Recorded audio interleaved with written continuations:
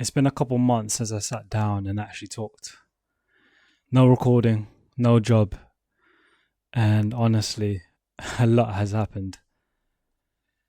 Lately, I've been into books. I haven't finished one though. I'm reading two at once, which is probably my first mistake. Right now, it's the Iliad and Narconomics, both completely different. The Iliad, Homer, ancient Greece, and the Trojan War is basically Love Island with swords. Guy tries to steal another guy's girl. The husband goes to war over it. Throw in some Greek mythology. That's pretty much the vibe. The only reason why I picked it up is because of the Odyssey movie. And if you're seeing this after, you already know how it went. Narconomics is the opposite end.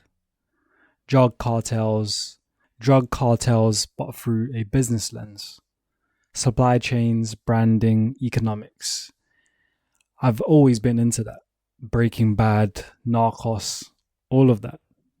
Turns out the real way to understand a cartel isn't the shootouts. It's the spreadsheets. I've noticed the best personal finance books or psychology books aren't actually about finance or psychology. They're stories. The author of Narconomics actually embedded with these networks, risked his neck to get the material, and you can feel that on the page. That's the difference. Lived experience versus theory. Quick tip while I'm here. So this might be a side tangent, but if you listen to the audiobook while reading the physical copy, it sticks in way better. I think I heard that from Alex Hormozy or someone within that space. But that works. It really works. But a couple months ago, I got told I was being made redundant. Honestly, I was relieved. I'd hated that environment for a while. The owner ran it his way or no way. Zero room to push back or zero debate. And when nobody feels safe disagreeing with the person signing the checks, that's not a workplace. It's more of a monarchy. Somewhere that you don't really want to be at. There was a guy on my team, offshore, head of department, genuinely good at his job. But because he wasn't in the room, he never actually got to run things. The owner wouldn't hand over real authority. So instead, we got these brutal Friday presentations. 30 minutes, pure metrics, pure data, every single week. In a creative role, in a 2-person marketing team, that's not accountability. That's more micromanagement, wearing a business casual outfit. Didn't make any sense to me. To be fair though, the guy wasn't a bad person outside of work. When I was injured for 6 months, he covered some of my sick pay. Not all, but some. And for a startup, that's actually pretty decent.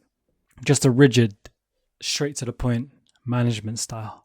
So yeah, got made redundant, but I'm very relieved.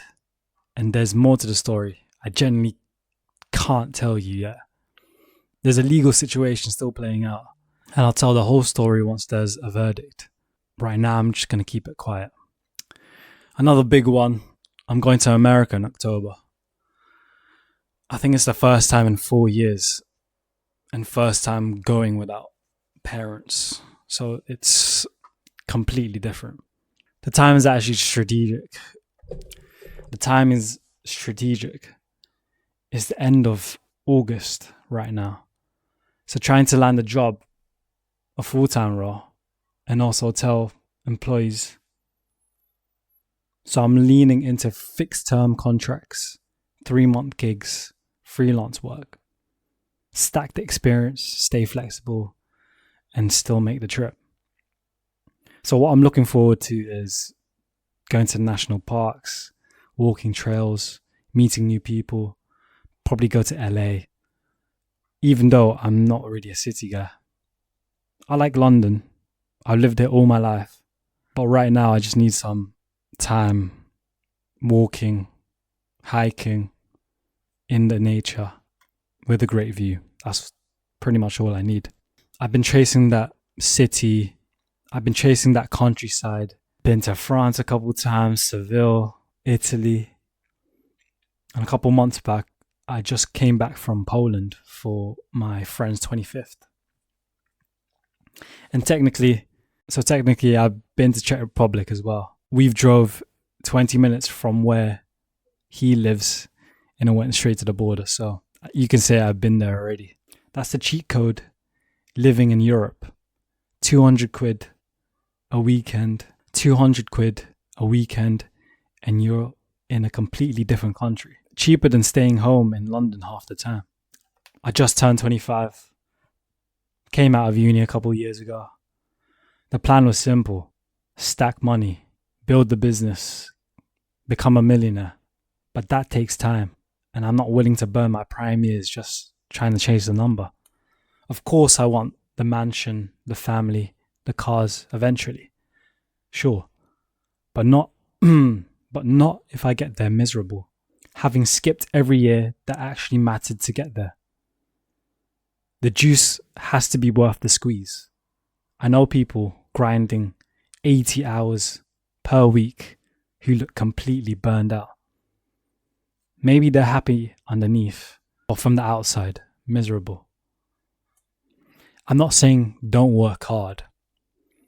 There's a time and place for that. I'm just saying there's also time to live. No one's right, no one's wrong here. Live however you want. Time, energy, money, all of it. So, that's where I'm at. Books, I can't finish. A job, I'm glad to be out of. A legal thing, I'll probably tell you soon. And a autumn, winter, that's about to be packed. So that's where I'm at. Books, I can't finish. A job, I'm glad to be out of. I'll tell you about soon. And a summer, autumn, that's about to be packed.